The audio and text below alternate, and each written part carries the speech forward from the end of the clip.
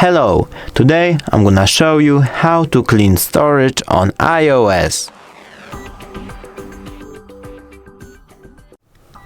First, what we need to do is go to the settings, which should be on your main screen, but if you can't find it here, all you need to do is go to the app library, then just write settings.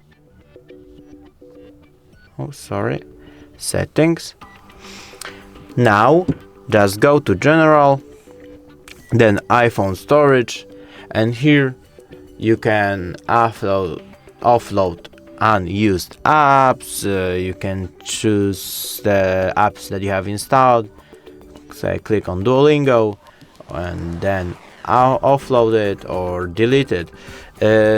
That's it. I hope I helped you. It's really simple. It would be great if you subscribe to our channel. Thanks you for watching and bye.